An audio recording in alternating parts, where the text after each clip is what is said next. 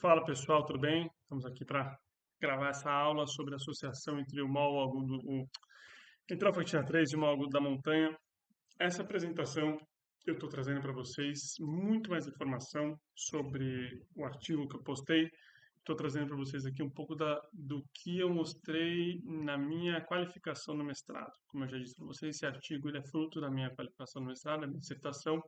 Então, eu trouxe aqui para vocês algumas informações a mais. Primeiro, lembrando que esse trabalho só foi concluído porque efetivamente eu tive que subir o Kilimanjaro para sentir na pele como funcionava a questão da altitude e para criar uma dúvida que era de por que eu e um outro rapaz conseguimos subir o Kilimanjaro sem nenhum sintoma de mal da montanha, sem problema nenhum, enquanto um outro rapaz estava com a gente, que tinha um biotipo um pouco diferente, um pouco mais robusto, um pouco mais forte. Ele teve dor de cabeça e não conseguiu subir, teve que descer a partir dos 4.000 metros mais ou menos, tá? 4.500 metros mais ou menos foi quando ele precisou descer. E aí eu comecei a pesquisar e vou trazer algumas informações aqui para vocês. Aqui a gente tem o Monte Kilimanjaro mimetizado. E para quem não sabe, ao nível do mar, nós temos uma composição do ar oxigênio que passa de 78% de nitrogênio, quase 21% de oxigênio e 0,003 de gás carbônico e uma composição de aproximadamente 1% de outros gases. Quando você sobe, seja a 3.000, 4.000, 5.000, 8.000, 9.000 metros de altitude, você vai ter, por exemplo, aqui, ó, 760 miligramas de mercúrio no nível do mar e uma pressão de 429 a 4.500 metros. A composição do ar é exatamente a mesma. Nós temos 78% de nitrogênio, 21% de oxigênio, 0,03 de CO2, 0,93 de outros gases. Bom, mas então por que é tão difícil você respirar em alta altitude se a composição do ar é a mesma? Porque a passagem do oxigênio do ar, do ambiente, para dentro do nosso corpo, ela se passa por diferença de pressão. Então você coloca uma quantidade no cada respiração e você tem uma pressão desse gás que vai estar ali nas suas hemoglobinas, por exemplo, que vão passar depois de tecido em tecido. E cada vez que passa de um tecido para o outro, a pressão ela vai diminuindo.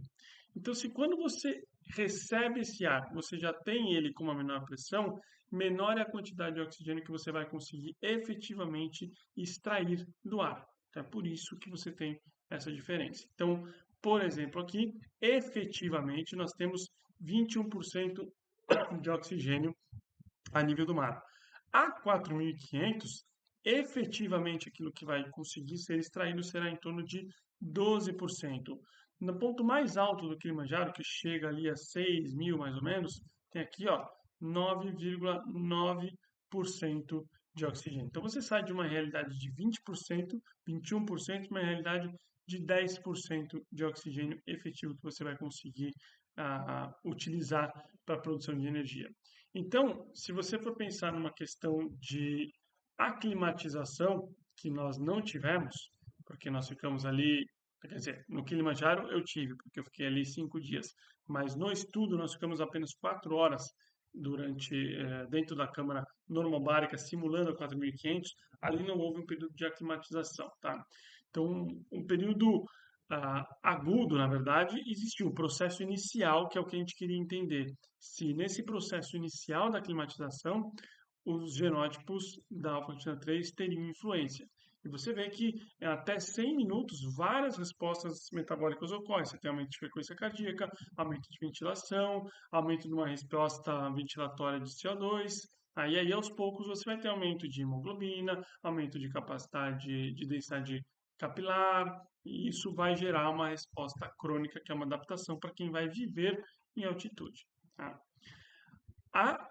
De forma aguda, a hipóxia que é causada quando você está em alta altitude vai levar, por exemplo, a um aumento da vasoconstrição pulmonar, que leva a uma certa hipertensão pulmonar, teoricamente um aumento de vasodilatação sistêmica para tentar compensar um aumento de pressão arterial, leva a um aumento de ventilação, leva a um aumento de atividade simpática, com aumento de frequência cardíaca, com aumento do output cardíaco, e pensando que você, além de tudo isso, você tem a exposição não só a altitude, a hipóxia, mas também a frio, porque quanto mais você sobe, mais frio é, ao exercício, porque para você subir você precisa se esforçar. Então, tudo isso agrava a situação da hipóxia.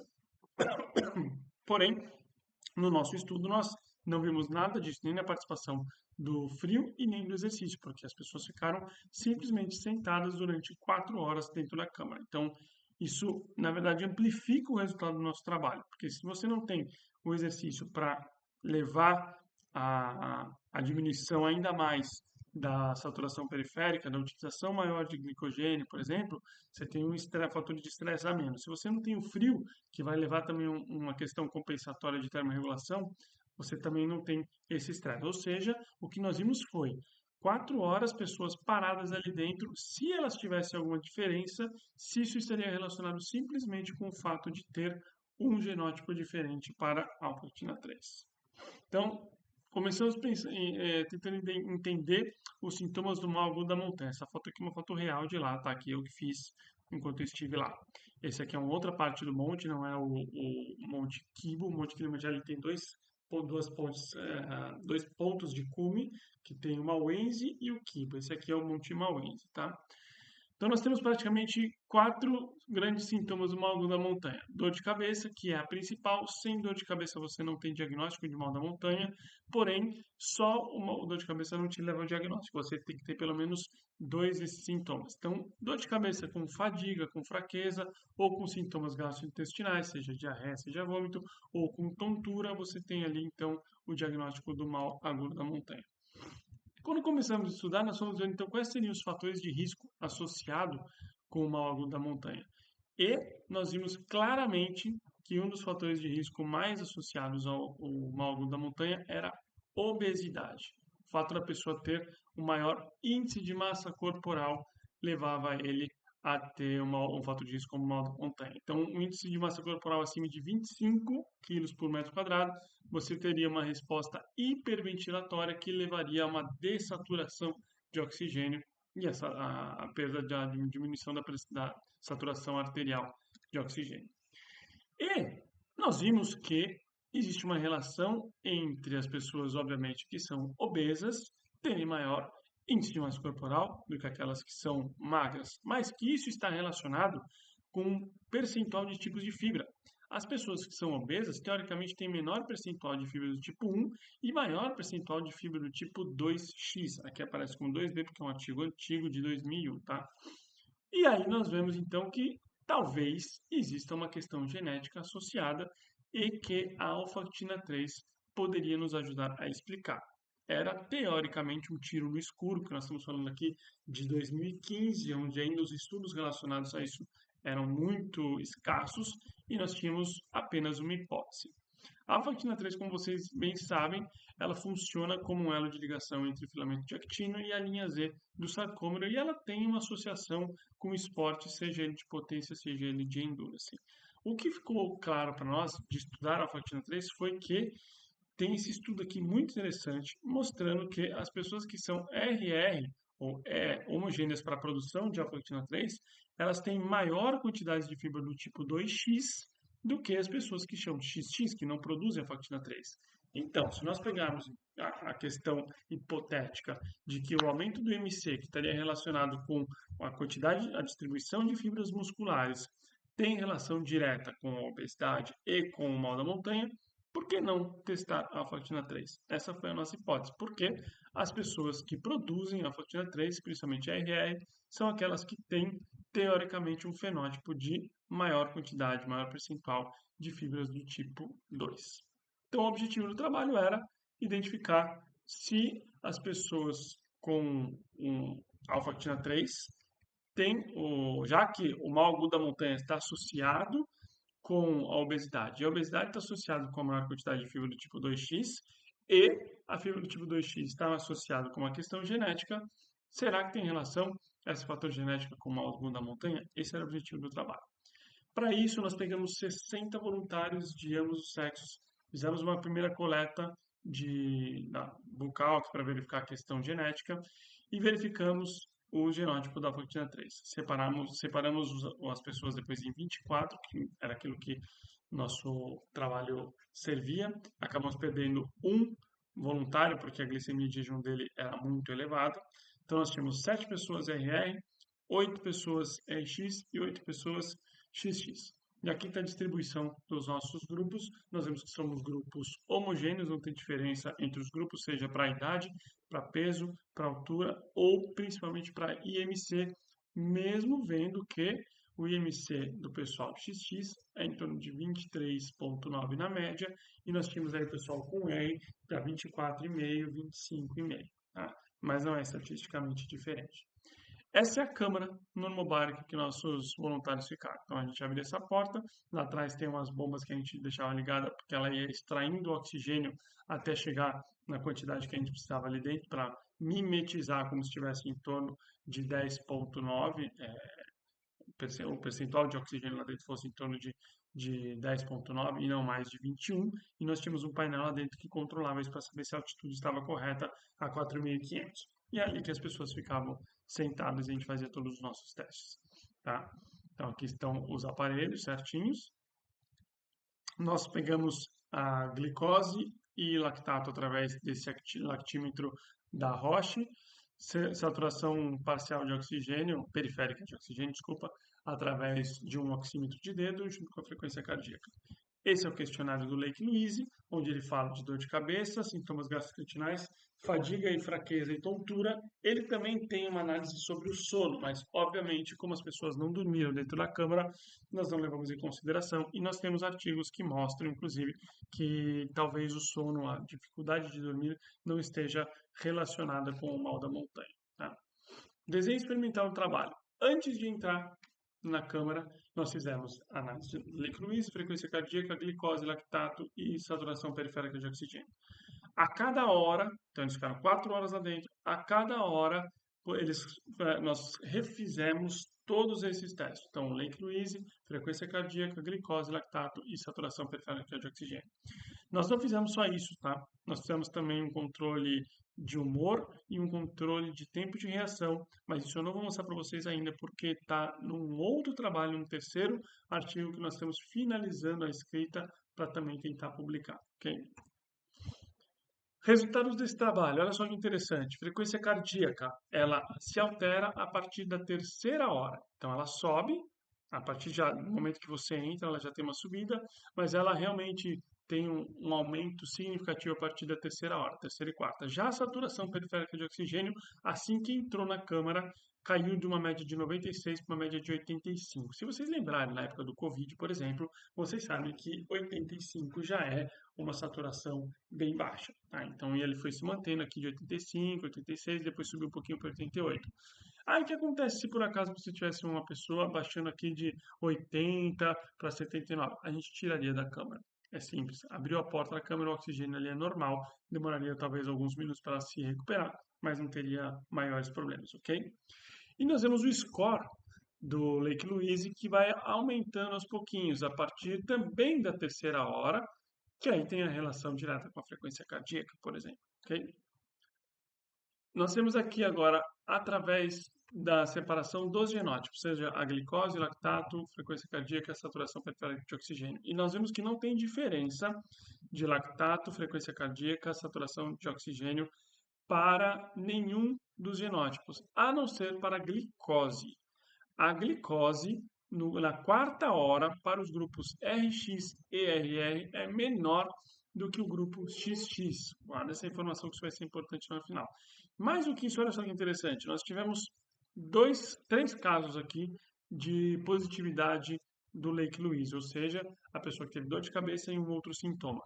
Uma pessoa que era RR, a partir de 3 horas teve, na verdade foram 2 casos, tá? Porque o mesmo manteve isso a partir de 4 horas e um segundo indivíduo também RR demonstrou o mal da montanha a partir da quarta hora.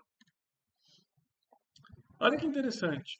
Por que que acontece de ter diminuição de glicose no grupo RX-RR, ou seja, naqueles que produzem alfa-actina 3, a partir da quarta hora, tá? Nós temos esse estudo aqui de 91 que já mostrava que tem um aumento da dependência da glicose depois da aclimatação a 4.500 metros de altitude. Então, o fato de você colocar na altitude crônica leva ao aumento da dependência da glicose pelo organismo. Mas olha que interessante, o grupo XX não teve uma diminuição significativa. Isso é extremamente importante para a gente lembrar mais para frente, tá? Aqui está o comportamento de todas as variáveis fisiológicas em relação aos scores do Lake Louise, tá? Ao longo das 4 horas. Então, nós vemos essa linha azul, por exemplo, é o Lake Louise. Começa, essa aqui, a barra da direita é a barra de referência do Lake Louise, começa abaixo, 0,4, 0,4, 0,4, sobe para 0,6, depois atinge 0,9 aqui. Nós temos a frequência cardíaca, que é o verdinho, começa abaixo, vai se estabilizando, mas você vê que tem uma tendência a subir aqui. Nós temos a glicose, que inicialmente, assim que ele entra na cama, tem uma subida e depois tende a cair e mantém-se caindo aqui. E a saturação periférica de oxigênio, que começou lá em cima e depois cai, e aí o comportamento depois dessa queda você percebe que é exatamente igual da frequência cardíaca, ou seja, a frequência cardíaca vai modulando para ajustar a saturação periférica de oxigênio.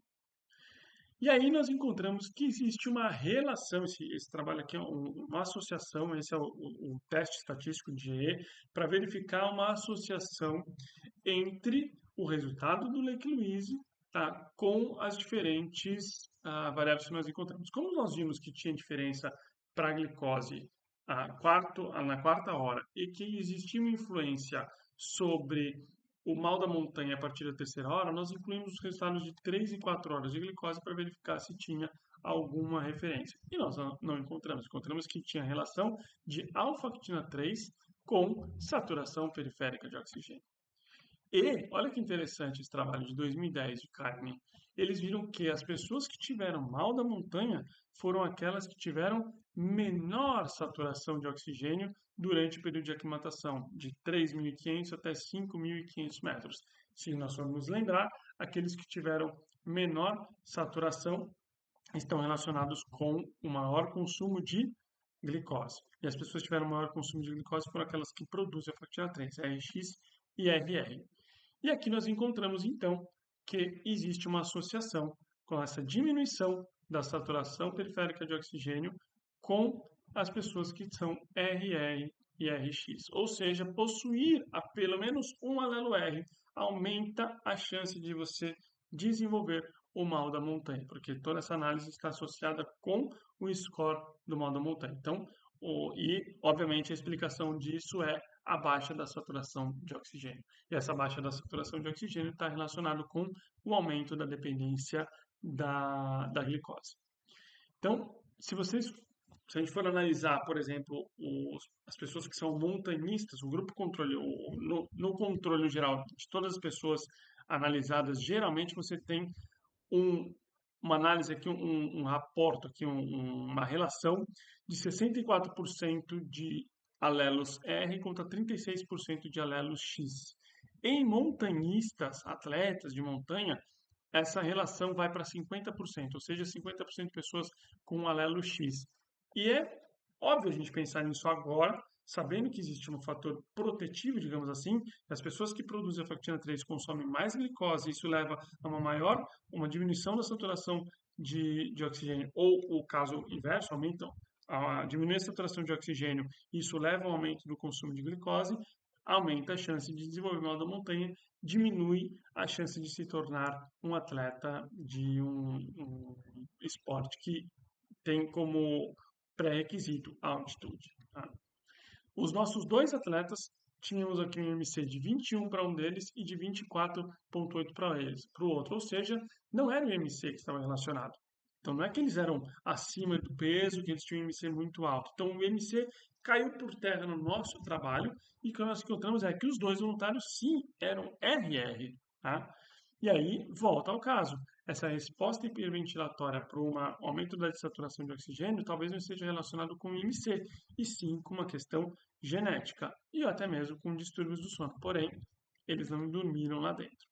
Então aqui está o nosso Lake Score, o Lake Louise, que a gente viu, e alguns trabalhos que relacionam com o que a gente viu sobre as adaptações musculares frente à hipóxia. Olha que interessante, eles analisaram aqui os Sherpas. que são lá do Everest. E eles verificaram que esses Sherpas, eles têm uma menor área de seção transversa de músculo e aumento de capilares por fibra. E isso é uma adaptação bastante comum se você pensar em pessoas que têm maior quantidade de fibras do tipo 1. Tá? É exatamente essa a conclusão que eles chegam. Capacidade metabólica dos músculos de pessoas que são nativas de regiões de alta altitude.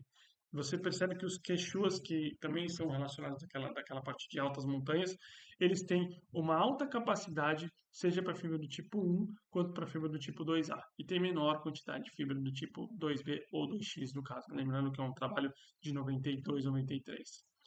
Que tipo de adaptações ocorrem, então, com a hipóxia?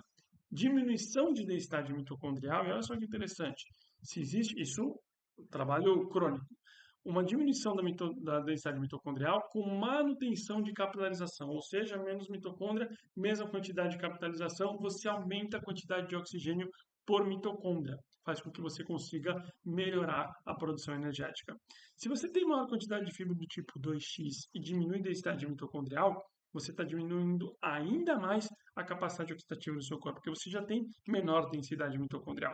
Se você tem maior distribuição de fibras do tipo 1, que são aquelas mais ricas em mitocôndria, e ocorre uma diminuição dessa densidade, você efetivamente vai ter o quê? Um aumento de oxigênio por mitocôndria, e você consegue talvez manter o seu corpo trabalhando de uma forma oxidativa enquanto enfrenta uma alta altitude da hipóxia.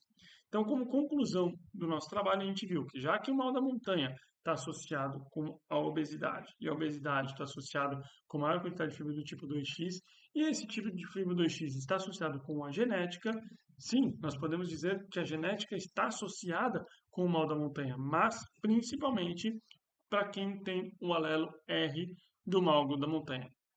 Eu não tenho, eu sou XX. E isso explica um pouco mais daquilo que eu vivi lá no Kilimanjaro, sem sentir absolutamente nada da altitude até os 5.898 metros, que foi o pico do Kilimanjaro no Monte Kili. E aqui estão os dois artigos que nós publicamos, por enquanto, relacionando isso. Já falei que tem um outro trabalho que fala sobre a parte de humor e a parte de cognição, tempo de reação, que está em vias de ser submetido para publicação. Temos esse primeiro trabalho, que é a associação entre a Fatina 3 e o Malgo da Montanha, que é esse que eu apresentei para vocês segunda-feira. E o segundo trabalho, que a gente desmembrou e a gente mostrou que o aumento, o produzir a Fatina 3 leva ao impacto de maior consumo de glicose em altitude simulada. Ou seja, as pessoas que têm pelo menos um alelo da Fatina 3, um alelo R da Fatina 3, tem um aumento do consumo de glicose, que está associado com a diminuição da saturação periférica de oxigênio. É isso. Espero que vocês tenham gostado dessa aula. Não deixem de seguir o canal da Educação Física de Precisão. Não deixem de divulgar para os seus amigos. E nos vemos, então, a partir de segunda-feira, num próximo artigo. Até mais, pessoal. Obrigado.